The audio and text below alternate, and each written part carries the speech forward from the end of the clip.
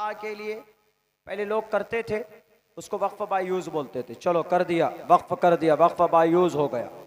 तो पहले एक सर्वे कमिश्नर आता था, देखता था ये ज़मीन किसने वक्फ की है, मस्जिद में वक्फ की है नमाज के लिए, अच्छा ये वक्फ बाय यूज है, किसने किया, अब्दुल्ला सालिम ने। पेपर देखाऊं, अब्दुल्ला सालिम ने देखा कि हाँ भाई अब्दुल्ला सालिम का पेपर चेक हुआ, देखा कि हाँ ये ज़मीन वक्फ बाय यूज़ है, अब्दुल्ला सालिम की थी, इन्होंने वक्फ की, बस फाइनल वो चिट्ठी लिख देंगे वहाँ पर केंद्र में, वहाँ से स्टेट में आएगा, स्टेट से कमेटी में आएगा, कमेटी, बस वो वक्फ बाय यूज़ हो जाएंगे और पेपर की ज़रूरत नहीं है।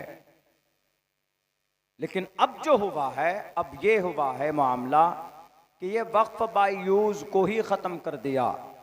यानी अगर कोई मस्जिद या मदरसा है तो अब ऐसा है, सर्वे कमिश्नर की जगह डीएम साहब आएंगे और डीएम साहब कहेंगे कि ये मस्जिद है जी, कितने साल से, 200 साल से, किसने दान किया, जो फला साहब थे उसने दान किया, पेपर दिया था, यानी दान करने के बाद दान का पेपर दिया, वक्फ करने का पेपर दिया, नहीं दिया, कोई प्रूफ ही नहीं।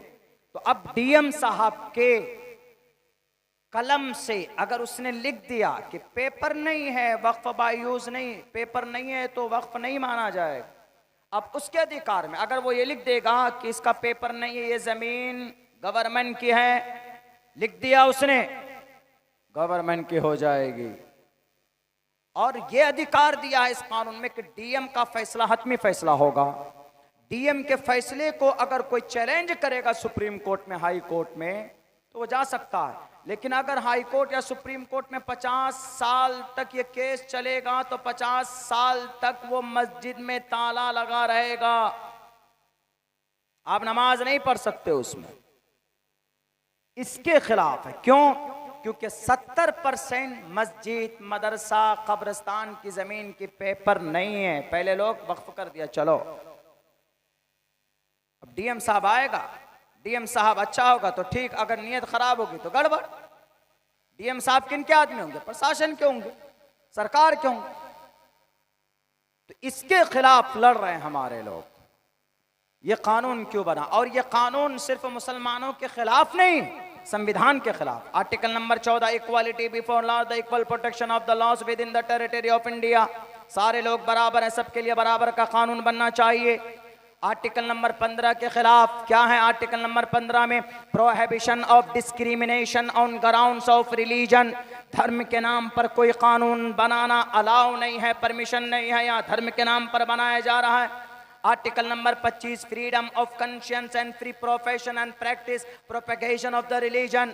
आप धर्म के एतबार से सोच सकते हैं, अकीदा रख सकते हैं, नमाज पढ़ सकते हैं, पूजा कर सकते हैं, हज में जा सकते हैं, धर्म के हिसाब से अपनी जिंदगी गुजार सकते हैं। आर्टिकल नंबर 25 के खिलाफ आर्टिकल नंबर 26, आर्टिकल नंबर 26 में कहा गया freedom to manage religious affairs. हम अपने सदका, दान, खैरात करके अपने तालीमी इदारे चला सकते हैं, मदरसा चला सकते हैं, मकतब चला सकते हैं। ये है तारीखी, ये आर्टिकल्स के खिलाफ हैं। और सुप्रीम कोर्ट ने कहा भी है कि ये जो कानून वक्फ बाय यूजर को आपने ख़त्म किया है और इसमें नॉन मुस्लिम 2 मेंबर आ जाएंगे और चेयरमैन भी बन सकता है वो मेंबर वक्फ बोर्ड में, स्टेट कमेटी में, तो वो कुछ भी कर सकता है। कहा कि 32 वक्फ बोर्ड है, शिया वक्फ, सुन्नी सिख वक्फ बोर्ड है, हिंदू वक्फ बोर्ड है, जैन वक्फ बोर्ड है, बौद्ध वक्फ बोर्ड है। इन सब वक्फ बोर्ड में उनके लोग मेंबर होते हैं, उनमें कोई मुसलमान नहीं जा सकता। लेकिन ये हिंदू, ये मुस्लिम वक्फ बोर्ड में आप हिंदू को क्यों लाए? सुप्रीम कोर्ट ने ये कहा है, क्या ये ठीक है? इसके ऊपर जवाब मांगा और ये कहा कि वक्फ बाय यूजर खत्म नहीं होगा, वक्फ बाय यूजर जैसे पहले था वैसे आज भी रहेगा, इसको कोई खत्म नहीं कर सकता। इस तरह के कवानीन बनाए गए, हम में से बहुत से मुसलमानों को नहीं मालूम था। मेरे मुसलमानों, टोपी और दाढ़ी पहनकर सिर्फ नमाज पढ़ने से फरीज़ा अदा नहीं होगा, बल्कि जुल्म के खिलाफ अगर कहीं पर खड़े होने की जरूरत पड़े, कानूनी लड़ाई लड़ने की जरूरत पड़े तो लड़ सकते। इस्लाम में भी आपको परमिशन है। कलिमतु हक़्क़िन इंद सुल्तानिन जाइरिन, जालिम बादशाह के खिलाफ हक बात बोलना अफजलुल जिहाद। रवाहु तिर्मिज़ी, तिर्मिज़ी के अंदर ये रिवायत मौजूद है। अल्लाह के नबी ने फरमाया है कि अफजल जिहाद वो नहीं जो तलवार लेकर दुश्मन के सामने में मैदान कारज़ार में लड़ा जाए, बल्कि ये है कि अगर हक बात भी किसी जालिम बादशाह के सामने उनकी आंखों में आंखें डालकर अगर कही जाए तो ये भी एक तरह से बड़ा जिहाद है। इस धरती के ऊपर अगर जुल्म होता है, आपकी हदीस भी आपको इजाजत देती है कि आपको बोलना है जुल्म के खिलाफ। आप याद कीजिए उस वक्त को जब अल्लाह के नबी को नबूवत नहीं मिली थी। 20 साल के हट्टे कट्टे नौजवान जनाब मोहम्मद रसूलुल्लाह सल्लल्लाहु अलैहि वसल्लम थे। एक बाहर से ताजिर आया शहर मक्का में, उन्होंने कहा कि हम तिजारत करना चाहते। आस बिन माइल ने कहा कि मैं तुम्हारे साथ तिजारत करूंगा। मिलकर उन्होंने एक बिजनेस का काम शुरू किया। 2-3-4 साल के बाद आस बिन माइल लोकल थे, उनका दबदबा था, उन्होंने पैसे बेईमानी कर लिए, मुनाफा नहीं दिया। किसको? जबीद नाम का कोई शख्स था, यहूदी था। उनसे जब मामलात किए उसको ठग लिया और उसको बेवकूफ बनाया। यह आदमी बेचारा मारा मारा फिरता और जाकर ऐलान करता है कोई मर्द मुजाहिद जो इस मजलूम के ऊपर जो जुल्म हुआ है उसके लिए कोई आवाज बुलंद करे। कोई आवाज नहीं निकली थी। अल्लाह के नबी खड़े हुए। 20 साल का यंग लड़का, ये सीरत में बयान ये बातें नहीं की जाती। अल्लाह के नबी को नबूवत मिली 40 साल, लेकिन 20 साल की उम्र में आपने कहा कि ज़बीद तुमको क्या हुआ? उन्होंने कहा कि मेरा हक मार लिया आस बिन माइल ने, मेरी बात कोई नहीं सुन रहा। क्या किसी माँ ने किसी हक परस्त नौजवान को पैदा नहीं किया? ये इस तरह के अशार पढ़ता और चिल्लाता था। अल्लाह के नबी ने कहा कि तुझे इंसाफ मिलेगा।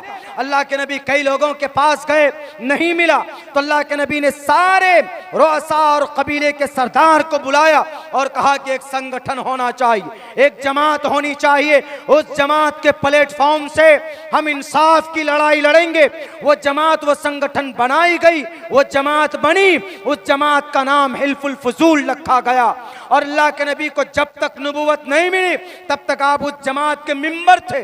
जब नबूवत मिली है तब अल्लाह के नबी रो करके कहा कि हिल्फुल फुजूल, अगर तेरी मिंबरी से अलग करने के लिए मुझे कोई सुर्ख रंग का ऊंट भी देता तो मैं उसके मिंबरशिप से अलग नहीं होता, क्योंकि तुझ में रहकर खिदमत करना बहुत अच्छा लगता है। आज हमारी तंजीमें मैदान में हैं। कुछ हमारी तंजीमों की खराबी की वजह से दूसरे लोग गालिब आ रहे हैं। हमारी तंजीमों को सर पर कफन बांधकर देश की संविधान जैसे पहले बचाई थी, बल्कि देश की मट्टी को जैसे पहले बचाया था, आज देश के संविधान को बचाने के लिए हमें एक प्लेटफॉर्म पर आने की जरूरत है। अलग अलग तंजीमें बनाकर, अलग अलग मकतबे फिक्र में बटकर कौम कभी तरक्की नहीं कर सकी।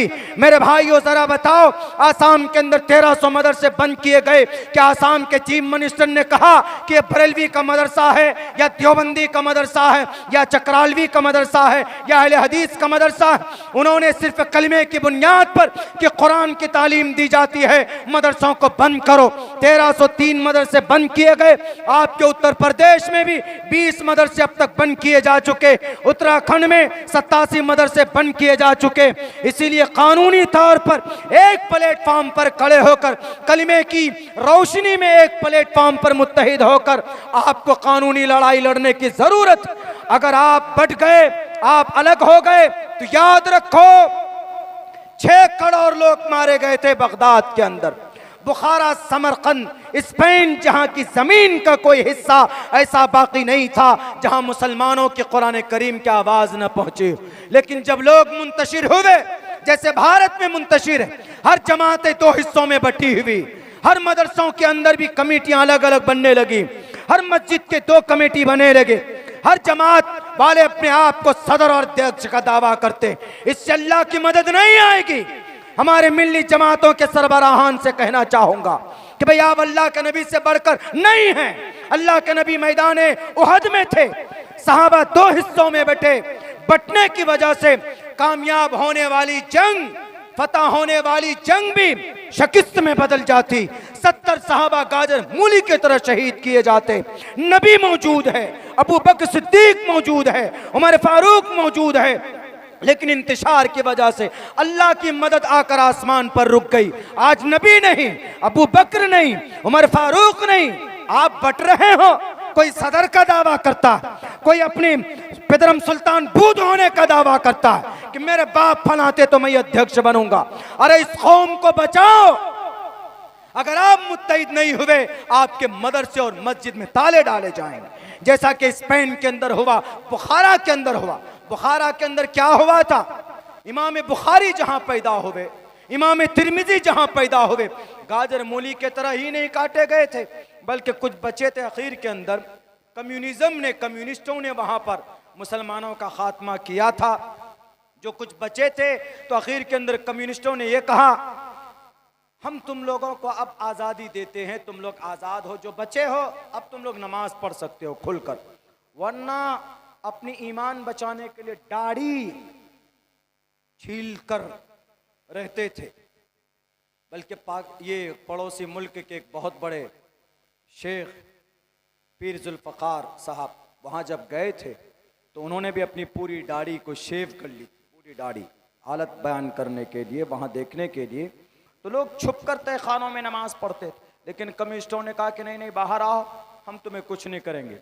एक काम करो कि तुम लोग अच्छा आज़ाद रहना चाहते हो, ठीक है, ये जो आइलैंड है जाओ, वहाँ पर तुम लोगों को एक बेहतरीन मस्जिद है और वहीं पर तुम लोग रहना, बुखारा को छोड़ दो। बुखारा और समरकंद एक कश्ती पर डालकर उनको भेजा और उस कश्ती को वहीं समंदर में डुबो दिया गया, सबको मार दिया गया। किस वजह से? Bukhara, Samarkand, Tashkent, Baghdad, Iraq, Baghdad दुनिया की जमीन का तालीमी सबसे पहले मरकज है। बगदाद 70,000 हाथ की किताबें उस वक्त लिखी हुई थी जब अंग्रेज मट्टी खाते थे, मट्टी। उस वक्त ये तारीखी वाकयात है, तारीखी बातें हैं। बस मैं इतना कहूँगा, चूँकि वक्त काफ़ी हो चुका है, कि नौजवानों पढ़िए और मिलकर रहिए, मुत्तहिद होकर रहिए और देश और दुनिया से बाखबर रहिए। तो इंशाअल्लाह जालिम का खात्मा हमेशा अल्लाह ने खुद ही किया है। जुल्म ज़्यादा देर तक नहीं टिकता, तांडव करने के लिए कुछ देर के लिए आता है, लेकिन अगर आपका अमल अच्छा है, आपका यकीन अगर अल्लाह की ज़ात पर है, तो अल्लाह ज़रूर रहमत और नुसरत और अल्लाह की मदद आती है। इसीलिए इस वक्त 2-3 काम करने का जो मैं बोलता हूँ, वो ये कि सबसे पहला मिशन ये बनाइए कि आपकी जो आने वाली नस्ल है उसको तालीम दीजिए। आप इसको फ़र्ज़ ऐन समझ लीजिए। जैसे नमाज पढ़ना हम फ़र्ज़ ऐन है हमारे लिए 24 घंटे में, तो अपने बच्चे को तालीम देना उस बच्चे की बका के लिए, नस्ल की बका के लिए और शान से बका के लिए, तो आप उनको तालीम दीजिए। आप तालीम कौन सी देंगे? इक़रा बिस्मि रब्बिकल्लज़ी, सबसे पहले अक़ीदा, कुरान। उसके बाद आप चाहते हैं कि नहीं, हम अपने बच्चे को तो कुरान हमने पढ़ाया, हाफिज़ बनाया, लेकिन हम चाहते हैं हमारा बच्चा डॉक्टर बने, इंजीनियर बने, पायलट बने। नो प्रॉब्लम, बनाइए, बनना चाहिए भाई। वकील भी बनाइए, जज भी बनाइए, IAS बनाइए, IPS बनाइए। तो ये पहला काम करना है आपको, अपने बच्चों को तालीम देना है। और अपने जितने भी तालीमी इदारे हैं, मकतब और मदरसों के ताल्लुक़ से, इनकी मदद कीजिए, इनकी मदद कीजिए। और बहुत ज़्यादा मदद करने के लिए आपको मेहनत करने की ज़रूरत नहीं। 100-200 रुपये भी अगर जमा कर देंगे महीने में, अगर हम ये तय कर लें कि 200 रुपये हम ज़कात के ही निकालेंगे हर महीने में, इस नीयत से निकालिया, फिर आखिर में कंक्लूड कीजिए, साल में रमज़ान में एक मरतबा बैठ जाइए, हमने 200-200 रुपये करके कितना निकाला है। उसके बाद में अगर जो बचता है तो दे दीजिए, नहीं तो अगर 200 रुपये अगर 50,000 या 25,000 आदमी दे देंगे तो 50 लाख रुपए जमा हो जाएगा एक महीने। आपका मदरसा ही नहीं, बल्कि आपके गांव में कोई गरीब है, उसको घर की जरूरत है, तो उन पैसों से घर भी बनाया जा सकता है। आपको किसी सरकारी हॉस्पिटल में अगर आपको आपकी ट्रीटमेंट के लिए आपके पास पैसे नहीं है, तो आप अपने गांव में हॉस्पिटल बना सकते हैं, डॉक्टर पैदा कर सकते हैं। ये हवाई बातें नहीं है, यहूदियों ने ऐसा किया है और वो उन्होंने सीखा है आपके कुरान से, लफ्ज़ इक़रा से सीखा है। तो इंशाअल्लाह काम करने वाले के लिए अल्लाह रास्ता हमवार करता है। बस मैं इन्हीं चंद बातों पर अपनी बात को ख़त्म करना चाहता हूँ, क्योंकि आप लोग भी मुंतज़िर हैं दिल भाई को सुनने के लिए। और इस गांव के लिए बाइस रहमत है, यह हाफिज़ कुरान सआदत है आप सब के लिए कि भाई आपके गांव में हाफिज़ कुरान पैदा हुए हैं। बड़ी फजीलत की बात है। ये चीज़ें अभी नज़र नहीं आएंगी, कल इंशाअल्लाह कल क़यामत में देखेंगे, तब उसके बाद आपको पता चलेगा कि भाई हम तो बहुत मामूली समझते थे इनको, लेकिन क्या मकाम व मर्तबा है। अल्लाह तबारक व तआला से दुआ करता हूँ कि अल्लाह सुब्हानहु व तआला कहने सुनने से ज़्यादा अमल की तौफीक दे, इस्तिकामत के साथ अमल करने की तौफीक अता फ़रमाए। बहुत बहुत शुक्रिया। जज़ाकल्लाह। अस्सलामु अलैकुम व रहमतुल्लाहि व बरकातहू।